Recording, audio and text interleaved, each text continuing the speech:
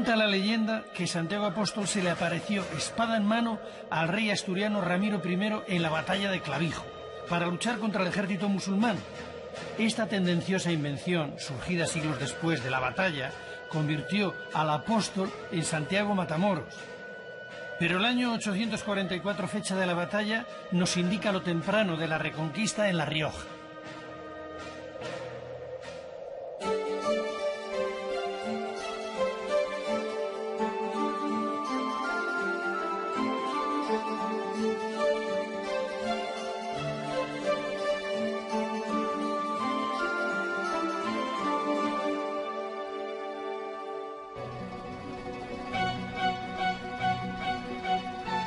Ordoño II de León y Sancho Garcés I de Pamplona inician hacia el año 923 la reconquista de los valles riojanos, llegando hasta Viguera y Nájera, que repueblan con navarros, alaveses y castellanos, que conviven a su vez con grupos de mozárabes.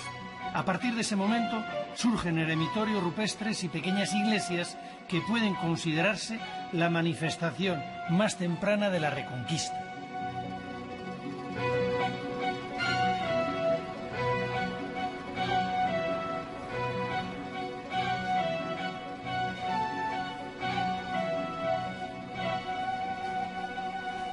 Al verme entrar en esta modestísima construcción de mampostería, habrán pensado ustedes que se trata de una panera o de un refugio de cazadores.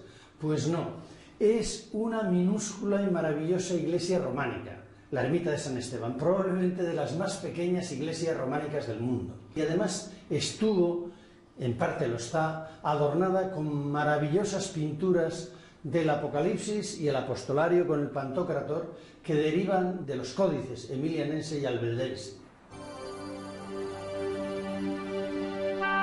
Es probable que esta iglesia del siglo XII se reconstruyera sobre un monasterio de origen rupestre de época goda, que después se transformó en iglesia parroquial de una comunidad cristiana asentada en sus alrededores. Las pinturas repartidas por todas las paredes, con su mensaje apocalíptico del románico pleno, nos permiten hacernos una idea muy real de cómo veían este espacio sagrado con su luz aquellos primeros repobladores.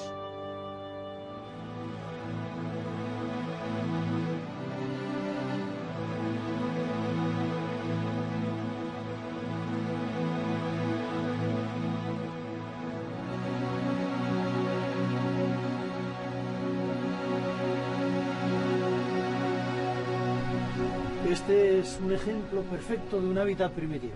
Excavación en la roca para un eremita que vivía aquí, y aquí se enterraron. Y en la parte exterior tenemos varios lagares y recipientes para recoger el agua. En el entorno, tierras donde se cultivaba el centeno. La Rioja es tierra de santos y eremitas. El más importante de ellos es San Millán, un pastor que con apenas 20 años buscó su retiro en el monte d'Ircell. Y según cuenta su biógrafo San Braulio, hecho huésped de las colinas, cumplió su misión privado de la compañía de los hombres y con el solo consuelo de los ángeles, habitando allí casi 40 años. Fallecido en el año 574, el sepulcro de San Millán, ya en el siglo XII, junto a la cueva que habitó en el monasterio de San Millán de Suso, muestra diferentes milagros atribuidos al santo.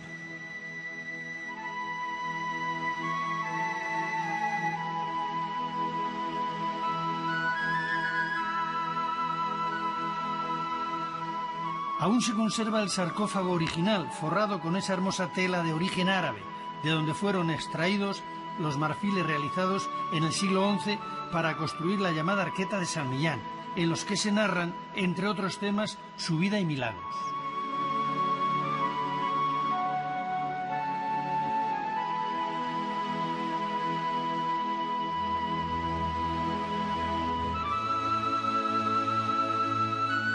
La Arqueta del siglo XII de San Felices, maestro de San Millán, muestra otro extraordinario marfil y 4 curiosas figuras de ajedrez de procedencia egipcia, fatimí, talladas en cristal de roca.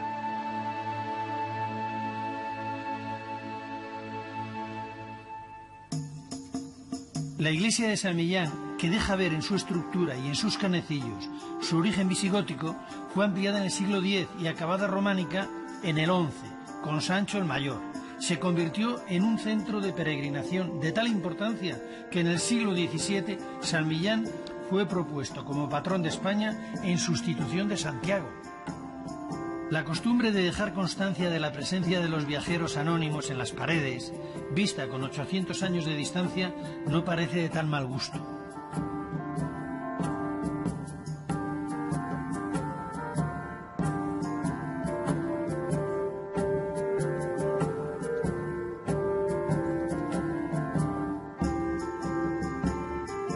En este grafiti se representa un instrumento de vendimia que ha llegado a nuestros días prácticamente con su misma forma.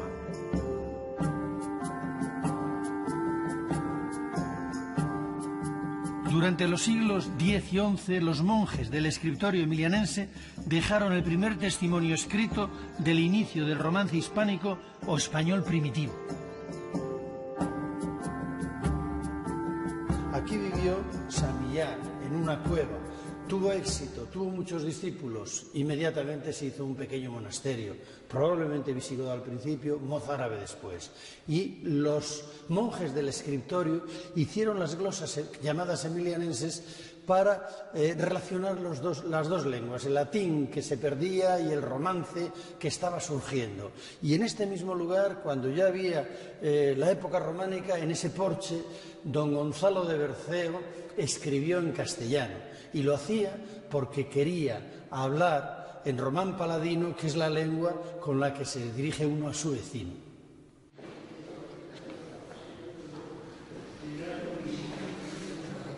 El profesor Claudio García Turza explica el complejo proceso del nacimiento de una lengua romance. Había determinados códices que, bueno, pues los monjes necesitaban, se veían en la necesidad de explicar determinadas formas, determinadas palabras, determinadas frases pequeñitas, con otras palabras que eran más accesibles para el resto de los monjes. A estas anotaciones, a estas aclaraciones es a las que denominamos glosas.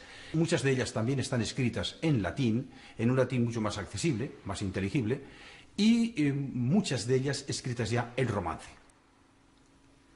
Lo que encontramos desde el punto de vista dialectológico en nuestras glosas, tanto las silenses como las emilianenses y otras, insisto, de otros códices que estamos estudiando, es una combinación, como no podía ser de otro modo, en un territorio que es, de algún modo, pues presenta unas características análogas, similares, compartidas con Castilla, con ese territorio castellano, y unas características lingüísticas compartidas con los navarros y con los aragoneses. No se puede hablar del castellano para este territorio, desde un punto de vista estrictamente lingüístico. Eso tendrá que ser en las tierras de la llanada alavesa, en ese territorio donde efectivamente está la Castela-Bétula, y ahí sí hay un primer castellano.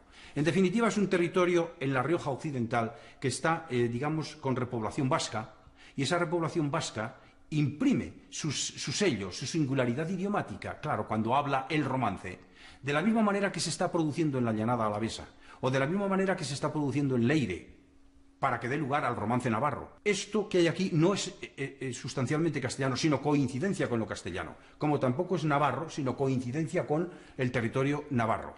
De todo ello goza lingüísticamente La Rioja. La espiritualidad riojana estuvo en la Edad Media muy unida a las cuevas, y así la patrona de La Rioja, la Virgen de Valvanera, se le apareció en una cueva de la Sierra de la Demanda a Nuño Óñez a final del siglo IX.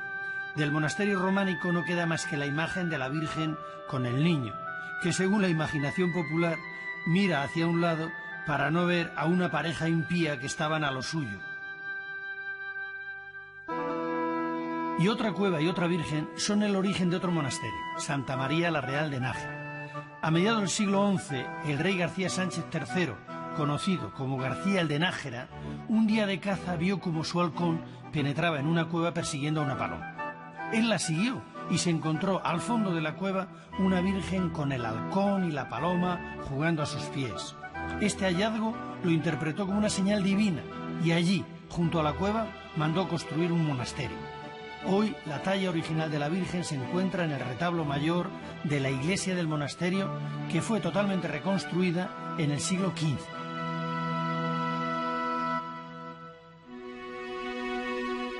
Entre los años 923 y 1076, los reyes pamploneses fijaron su capital en Nájera, y en el panteón real de su monasterio fueron enterrados los descendientes del rey García Sánchez. La lauda o cubierta del sarcófago de mediados del siglo XII del sepulcro de Doña Blanca de Navarra, mujer del rey García Sánchez de Castilla y madre de Alfonso VIII, es la joya románica de Santa María la Real. Su magnífica talla se atribuye al borgoñón Leodegarius, maestro de Santa María la Mayor de Sangüesa de Navarra.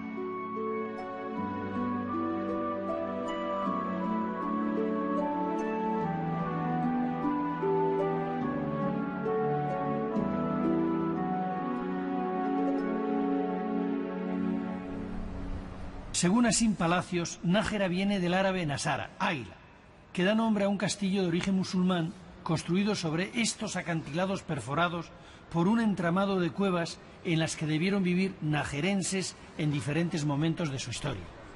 Quizás fueran eremitorios, pero no se han encontrado pruebas, como tampoco las hay de su posible origen prehistórico. Lo que sí se sabe es que durante los siglos X y XI, periodo de reconquista y repoblación por los reyes de Navarra, la población civil ya estaba establecida en la actual Nájera.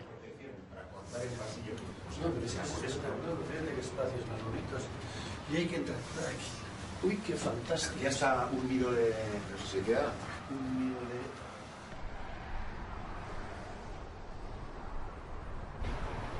Profesor Ceniceros, ¿qué guardaban en este silo los antiguos habitantes de Nájera? Pues este tipo de silo, que son de origen prehistórico, durante la Edad Media se emplean también para guardar el cereal, la base de la subsistencia de la Edad Media. Más el cereal, tendrían que comer algo de carne, embutidos, que...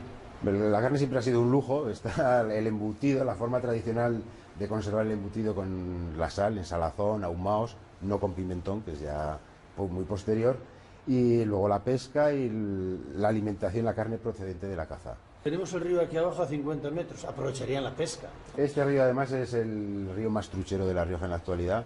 La mujer era el elemento fundamental de mantenimiento, de cuidado de la casa, y no solo de la casa, sino de las labores de matanza, de cuidado de los animales. Y bueno, haría frío, había viento, ¿cómo se defendían, cómo se protegen en estas cuevas? Pues todo el pasillo que bordea las cuevas, al que abocan las distintas dependencias, tiene ranuras y marcas de puertas y cerramientos de madera o bien de piel untada en aceite que deja pasar la luz y no deja pasar el aire. Estando en La Rioja como estamos, el vino sería básico para la alimentación, tendrían pellejos. El vino era un elemento fundamental, pero más como alimento que como bebida, que es no con el concepto actual, sino como un elemento fundamental de la dieta. El vino aporta muchas calorías y en un momento en que se come poca carne, las calorías son fundamentales. Para hablar de otra seña identitaria de La Rioja, citaremos de nuevo al riojano Gonzalo de Berceo. Que non so tan letrado por fer otro latino, bien valdrá, como creo, un vaso de bon vino. Los riojanos de la época medieval elaboraban el vino de una manera muy elemental. Traían las uvas en cestos, las depositaban en esta piedra labrada en el suelo, la pisaban posteriormente, evidentemente descalzos, y por ese canalillo caía al torco. Del torco recogían el mosto con unos cuencos cerámicos para echarlo en los pellejos y transportarlo en caballerías. La carta de población de Longares, fechada en 1063, se considera el primer testimonio de la viticultura riojana, y en 1102 el rey Sancho de Navarra reconocía jurídicamente los vinos riojanos. El vino jugaba un papel esencial en los monasterios.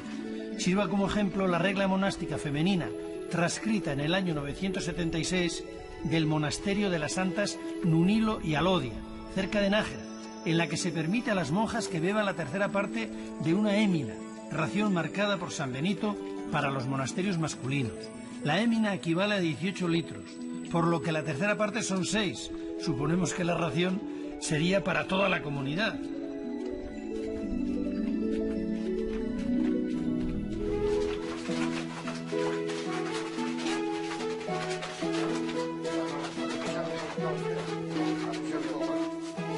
La estrecha relación del hombre riojano con la viña sigue siendo imprescindible.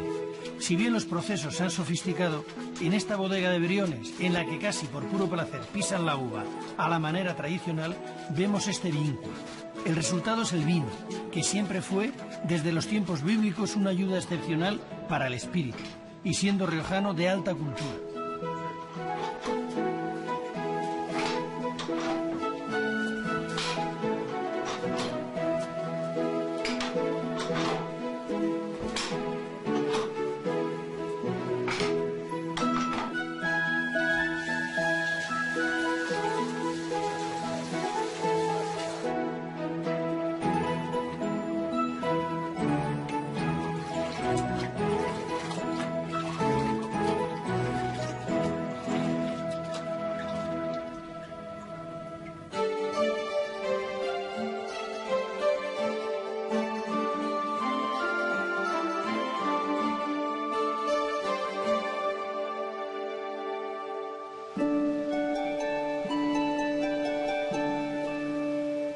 En un valle cerrado de los montes de Serradero se encuentra, desde hace 1000 años, la ermita de San Pedro de Torrecilla de Cameros, contemporánea de San Millán de Suso.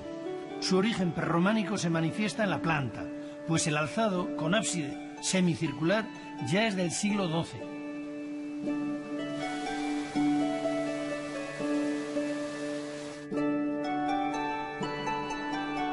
En el término de San Vicente de la Sonsierra, la ermita de San Martín de los Monjes es otro ejemplo de construcción prerrománica en La Rioja, quizás de finales del siglo IX y rehecha en el XIII, que conserva los elementos de sus orígenes visigóticos como la puerta con arco de herradura y el ábside plano.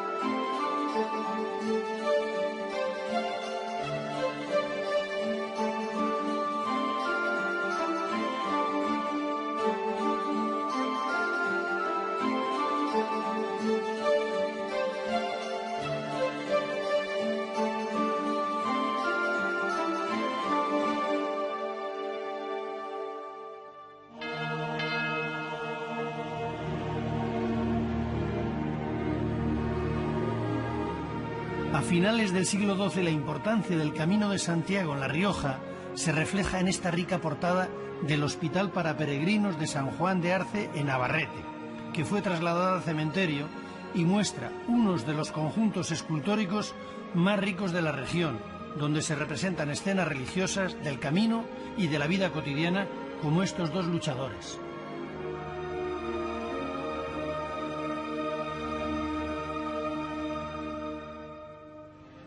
En la iglesia de San Cristóbal, en Canales de la Sierra, la influencia del románico pleno burgalés del siglo XII se muestra en su magnífica cabecera rectangular, animada con arcos ciegos y la galería porticada, al estilo del elegante románico castellano.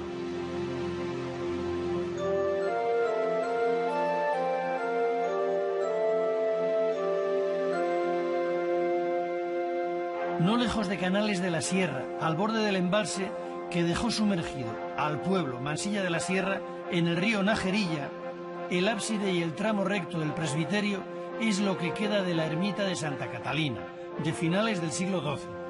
En ella se ve la influencia del importante centro difusor del románico en La Rioja, que es Santo Domingo de la Calzada, otra población que lleva el nombre de otro santo riojano, Domingo García, de origen burgalés, que murió en el año 1109 y que dedicó su vida a la construcción de puentes, junto a San Juan de Ortega, y al cuidado de los peregrinos, para los que fundó un hospital junto al río Oja, origen de la ciudad que llevará su nombre.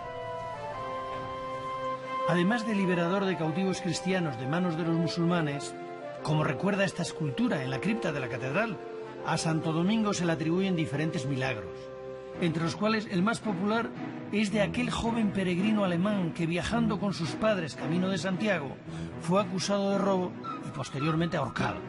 Pero después de un tiempo colgado, por intercesión de Santo Domingo, el joven les habló a sus padres, proclamando su inocencia. Cuando estos recurrieron al corregidor, que estaba en su casa comiéndose una gallina asada, el corregidor, incrédulo, les dijo que su hijo estaba tan vivo como la gallina. En este momento, la gallina saltó del plato y se puso a cantar.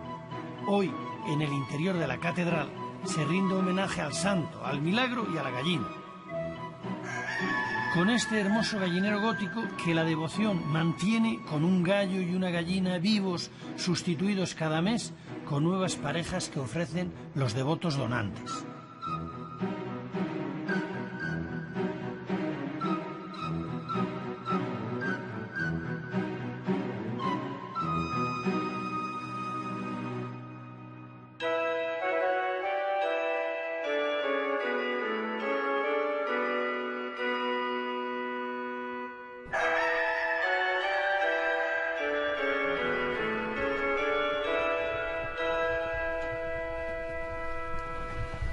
Oscurecido por la leyenda de la gallina que cantó después de asada está Santo Domingo de la Calzada.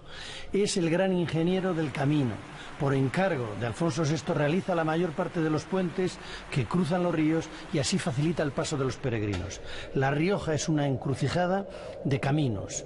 Por aquí vienen los peregrinos de Francia y traen el románico francés, y es un lugar también de conflicto entre reinos. El reino de Navarra con el incipiente reino de Castilla, que acaba de separarse de León, se disputan lógicamente estas ricas tierras de los vinos.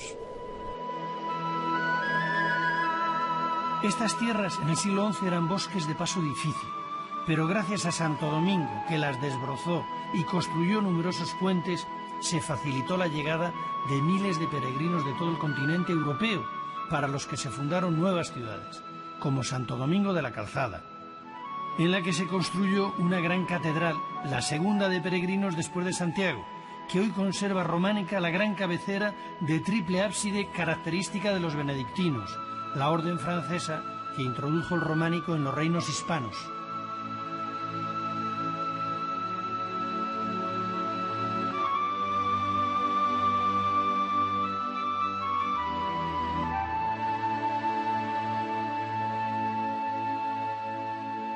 En el interior, la absidiola central, la parte más antigua de la catedral del siglo XII, se despliega en un gran ábside con girola, o deambulatorio procesional, tan característico en los templos de peregrinación.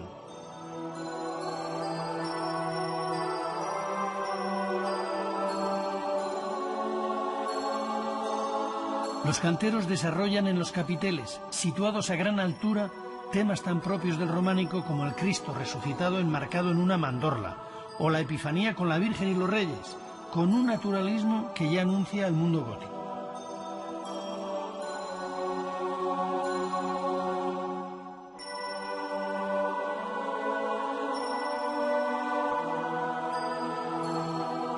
Aunque casi imposible de apreciar el detalle desde el piso de la catedral, el trabajo de los relieves llega a ser muy minucioso, como este en el que Jesús se aparece a sus discípulos que están pescando en el lago Tiberíades, con Pedro saliendo de la barca para intentar caminar sobre las aguas.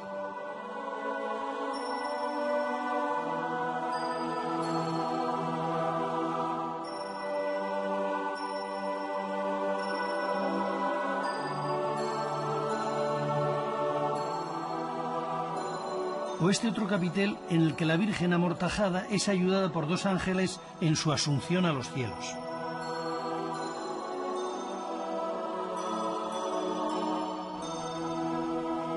La influencia de la catedral será muy grande, especialmente en la Rioja Alta.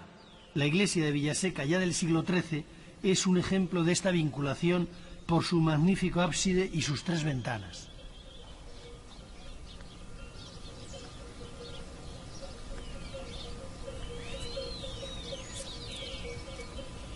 Característico de este románico tardío son los arcos de la nave que en el interior se apuntan ligeramente, aunque el conjunto mantiene el espíritu de la catedral calceatense.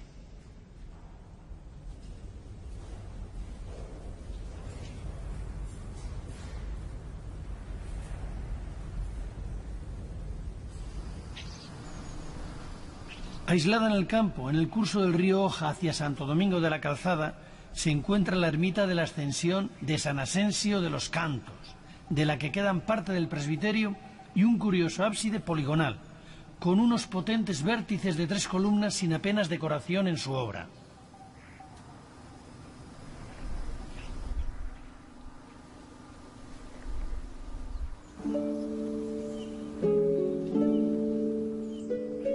Con Ezcaray y el río Oja al fondo, en el valle del río Ciloria, se encuentra la iglesia de la Virgen de los Tres Caños de Valgañón, aunque el pueblo se trasladó de lugar en el siglo XVII. En 1223 fue consagrada por el obispo Mauricio, según reza esta inscripción en el muro. Su espléndido ábside, con sus ventanas trilobuladas y la escultura en capiteles y canecillos, son lo mejor de la iglesia.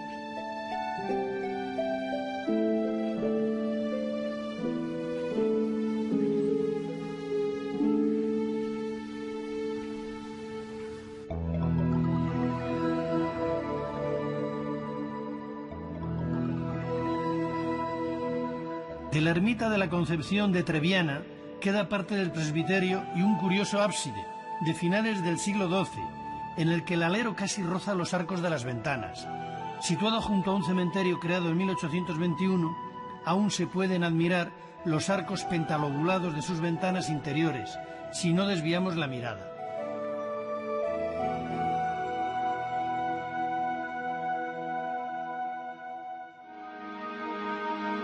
Los valles del río Leza y del Jubera, situados entre la Rioja Alta y la Baja, articulan ese espacio que en 1099 se denomina por primera vez, en el fuero de Miranda de Ebro, La Rioja.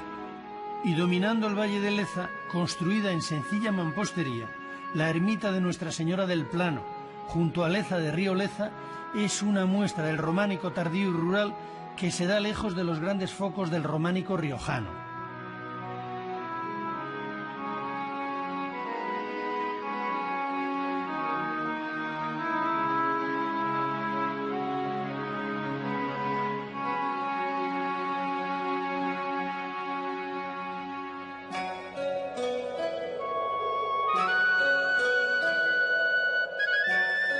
Los cruces de caminos, los cruces de lenguas y las viñas dieron la personalidad medieval a esta tierra de santos y eremitas que convivieron con los primeros repobladores de la Reconquista y que dejaron las huellas de sus asentamientos, primero en cuevas y necrópolis rupestres y después, y en los mismos lugares, lejos ya de la amenaza del Islam, en las iglesias románicas, como esta de Santa María de la Piscina de Peciña, que una vez más quedó aislada en el campo cuando el pueblo se trasladó a unos kilómetros.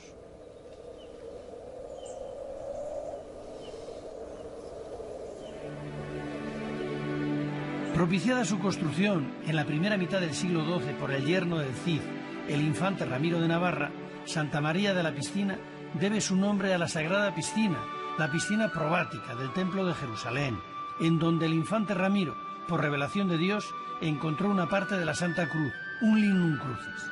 Curiosamente, la iglesia se dedicó a la piscina y no a la sagrada reliquia. Esta iglesia, con su poderosa bóveda de cañón con arcos fajones y capiteles de buena cantería, es uno de los mejores ejemplos conservados del románico pleno de La Rioja, que en otros casos se reformaron debido al importante auge económico y social que después vivió la región.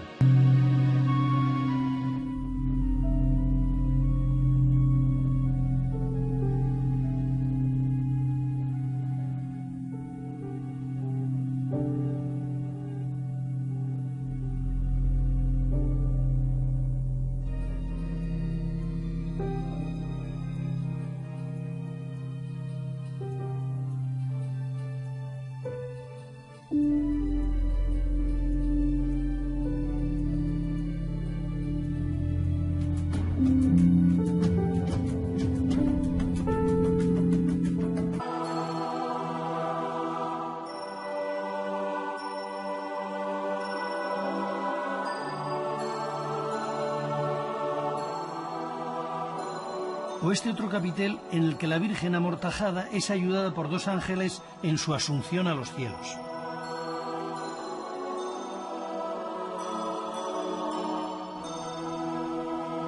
La influencia de la catedral será muy grande, especialmente en la Rioja Alta.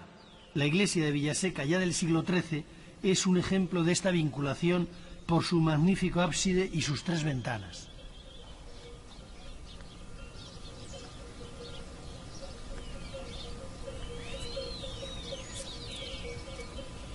Característico de este románico tardío son los arcos de la nave que en el interior se apuntan ligeramente, aunque el conjunto mantiene el espíritu de la catedral calceatense.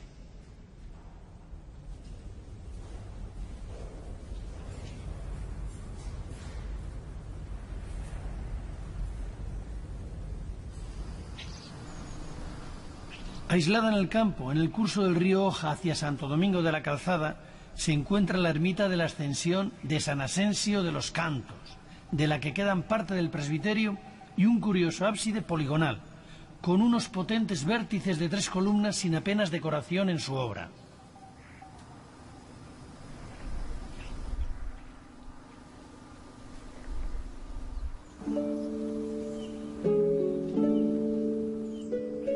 Con Ezcaray y el río Oja al fondo, en el valle del río Ciloria, se encuentra la iglesia de la Virgen de los Tres Caños de Valgañón, aunque el pueblo se trasladó de lugar en el siglo XVII.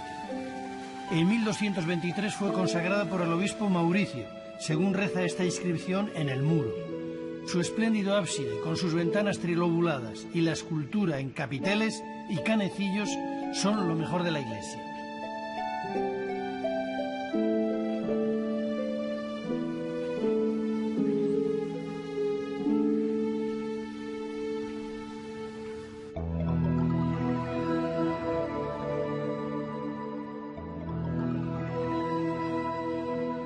De la ermita de la Concepción de Treviana queda parte del presbiterio y un curioso ábside, de finales del siglo XII, en el que el alero casi roza los arcos de las ventanas. Situado junto a un cementerio creado en 1821, aún se pueden admirar los arcos pentalobulados de sus ventanas interiores, si no desviamos la mirada.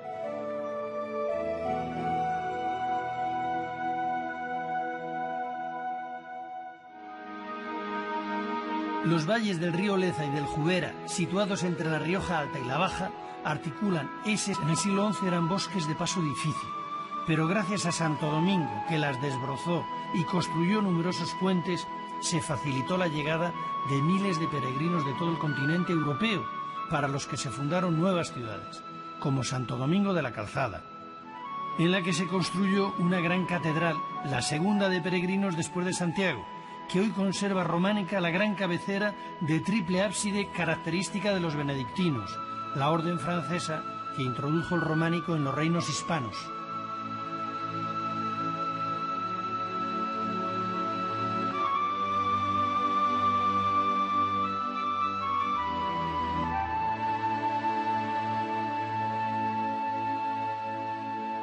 En el interior, la absidiola central, la parte más antigua de la catedral del siglo XII, se despliega en un gran ábside con girola, o deambulatorio procesional, tan característico en los templos de peregrinación.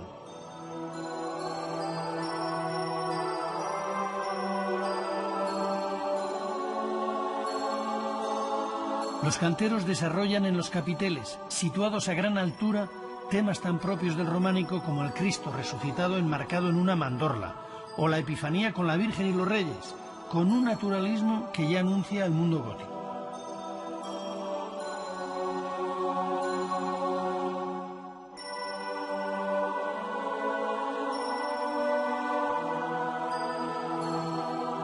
Aunque casi imposible de apreciar el detalle desde el piso de la catedral, el trabajo de los relieves llega a ser muy minucioso, como este en el que Jesús se aparece a sus discípulos que están pescando en el lago Tiberíades, con Pedro saliendo de la barca para intentar caminar sobre las aguas.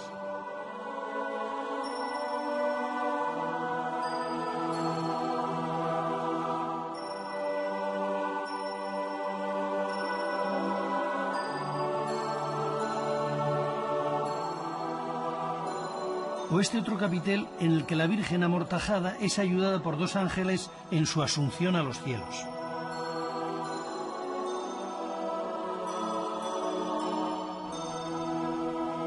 La influencia de la catedral será muy grande, especialmente en la Rioja Alta.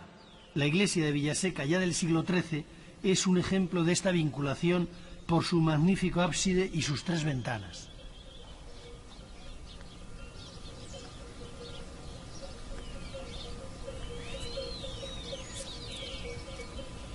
Característico de este románico tardío son los arcos de la nave que en el interior se apuntan ligeramente, aunque el conjunto mantiene el espíritu de la catedral calceatense.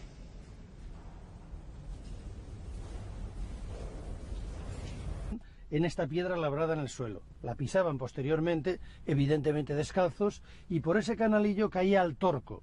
Del Torco recogían el mosto con unos cuencos cerámicos para echarlo en los pellejos y transportarlo en caballerías.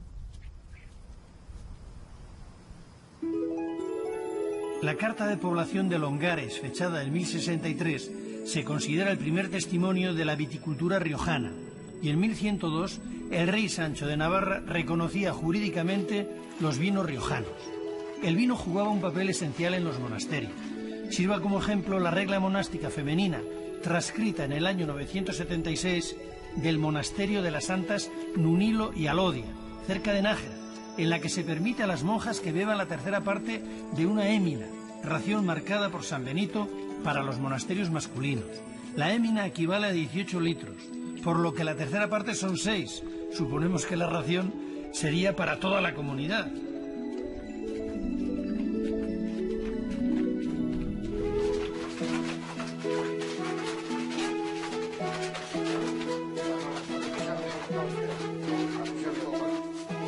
La estrecha relación del hombre riojano con la viña sigue siendo imprescindible.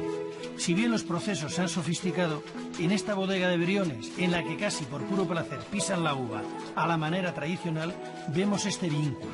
El resultado es el vino, que siempre fue, desde los tiempos bíblicos, una ayuda excepcional para el espíritu, y siendo riojano de alta cultura.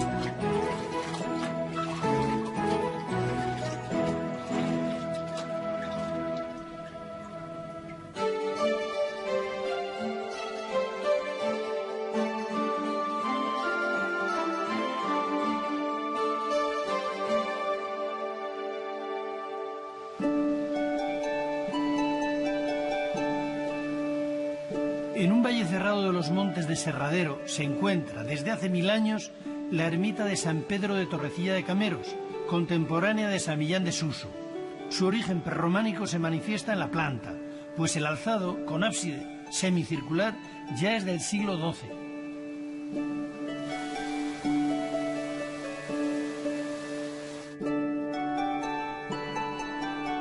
En el término de San Vicente de la Sonsierra, la ermita de San Martín de los Monjes es otro ejemplo de construcción. Durante los siglos X y XI, los monjes del escritorio emilianense dejaron el primer testimonio escrito del inicio del romance hispánico o español primitivo. Aquí vivió San Millán, en una cueva. Tuvo éxito, tuvo muchos discípulos, inmediatamente se hizo un pequeño monasterio, probablemente visigodo al principio, mozárabe después. Y los monjes del escritorio hicieron las glosas llamadas emilianenses para relacionar las dos lenguas, el latín que se perdía y el romance que estaba surgiendo. Y en este mismo lugar, cuando ya había la época románica, en ese porche, don Gonzalo de Berceo escribió en castellano. Y lo hacía porque quería hablar en román paladino, que es la lengua con la que se dirige uno a su vecino.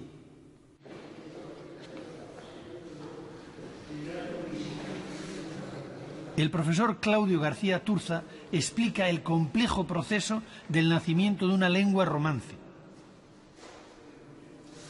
Había determinados códices que, pues los monjes necesitaban, se veían en la necesidad de explicar determinadas formas, determinadas palabras, determinadas frases pequeñitas, con otras palabras que eran más accesibles para el resto de los monjes.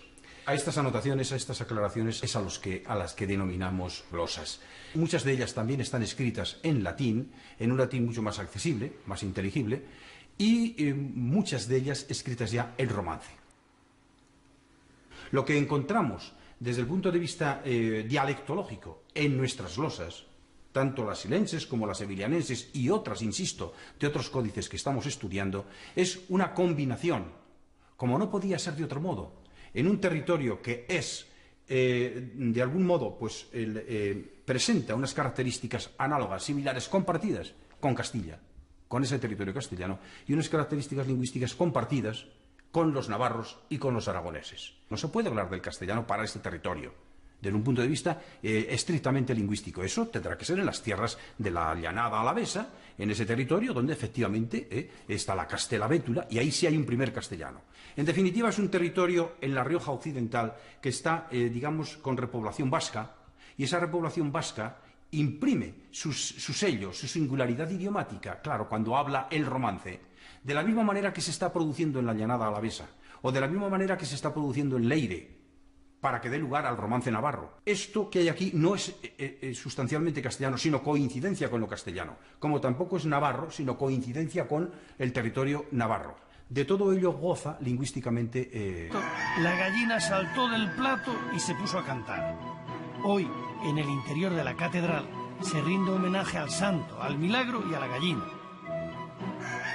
Con este hermoso gallinero gótico que la devoción mantiene con un gallo y una gallina vivos, sustituidos cada mes con nuevas parejas que ofrecen los devotos donantes.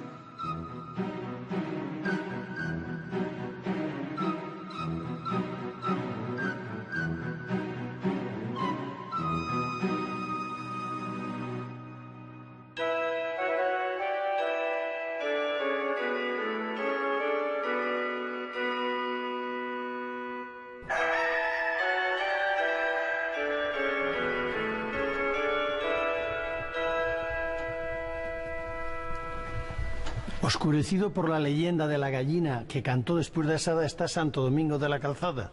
Es el gran ingeniero del camino. Por encargo de Alfonso VI realiza la mayor parte de los puentes que cruzan los ríos y así facilita el paso de los peregrinos. La Rioja es una encrucijada de caminos. Por aquí vienen los peregrinos de Francia y traen el románico francés, y es un lugar también de conflicto entre reinos. El reino de Navarra con el incipiente reino de Castilla, que acaba de separarse de León, se disputan lógicamente estas ricas tierras de los vinos.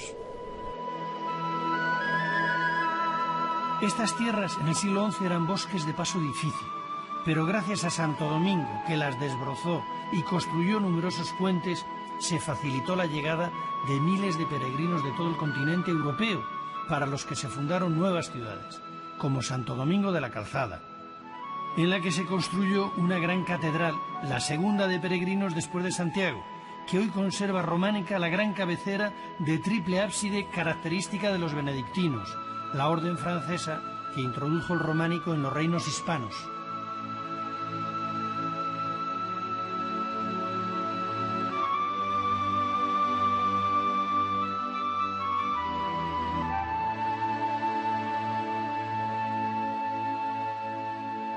En el interior, la absidiola central, la parte más antigua de la catedral del siglo XII, se despliega en un gran ábside con girola, o deambulatorio procesional, tan característico en los templos de peregrinación.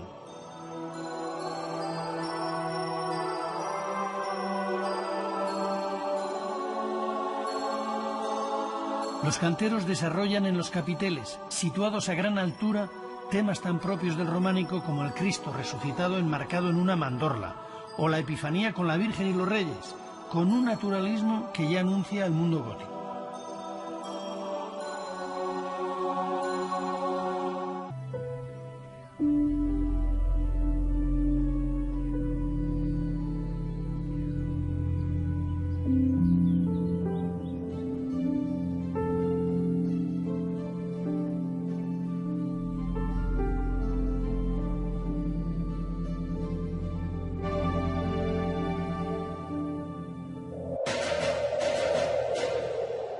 Cuenta la leyenda que Santiago Apóstol se le apareció espada en mano al rey asturiano Ramiro I en la batalla de Clavijo, para luchar contra el ejército musulmán.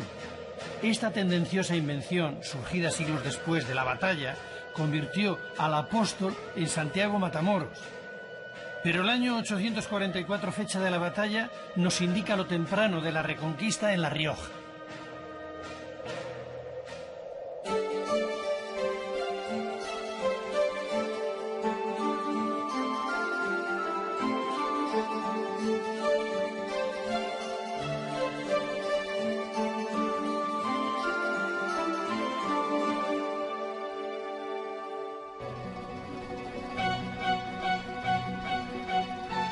Ordoño II de León y Sancho Garcés I de Pamplona inician hacia el año 923 la reconquista de los valles riojanos, llegando hasta Viguera y Nájera, que repueblan con navarros, alaveses y castellanos, que conviven a su vez con grupos de mozárabes.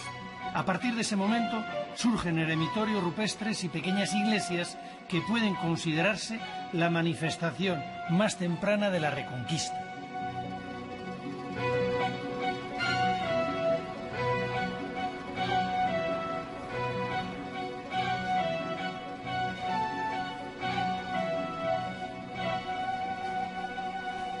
Al verme entrar en esta modestísima construcción de mampostería, habrán pensado ustedes que se trata de una panera o de un refugio de cazadores. Pues no, es una minúscula y maravillosa iglesia románica, la ermita de San Esteban, probablemente de las más pequeñas iglesias románicas del mundo. Y además estuvo, en parte lo está, adornada con maravillosas pinturas del Apocalipsis y el Apostolario con el Pantocrator, que derivan de los códices emilianense y albeldense. Es probable que esta iglesia del siglo XII se reconstruyera sobre un monasterio de origen rupestre de época goda, que después se transformó en iglesia parroquial de una comunidad cristiana asentada en sus alrededores. Las pinturas repartidas por todas las paredes, con su mensaje apocalíptico del románico pleno, nos permiten hacernos una idea muy real de cómo veían este espacio sagrado con su luz aquellos primeros repobladores. El resultado es el vino, que siempre fue, desde los tiempos bíblicos, una ayuda excepcional para el espíritu, y siendo riojano de alta cultura.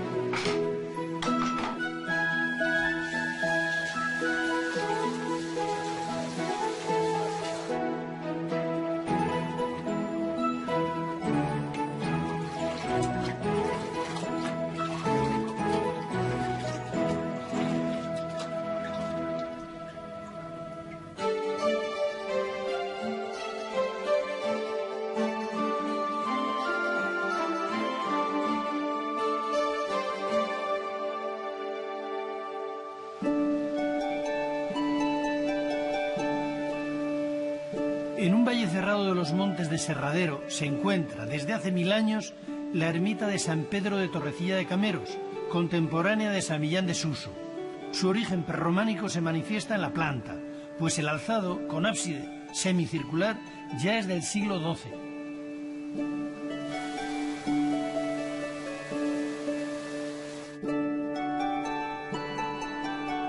En el término de San Vicente de la Sonsierra, la ermita de San Martín de los Monjes es otro ejemplo de construcción prerrománica en La Rioja, quizás de finales del siglo IX y rehecha en el XIII, que conserva los elementos de sus orígenes visigóticos, como la puerta con arco de herradura y el ábside plano.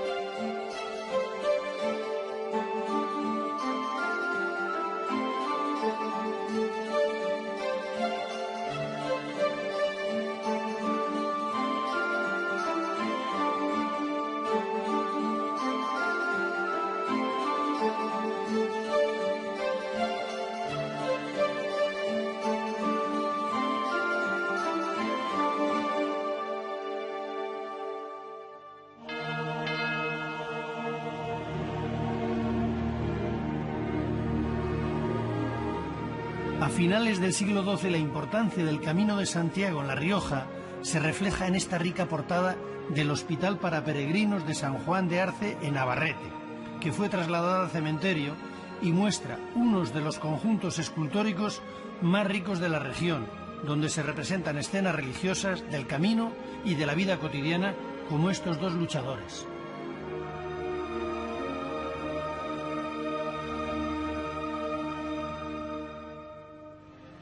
En la iglesia de San Cristóbal, en Canales de la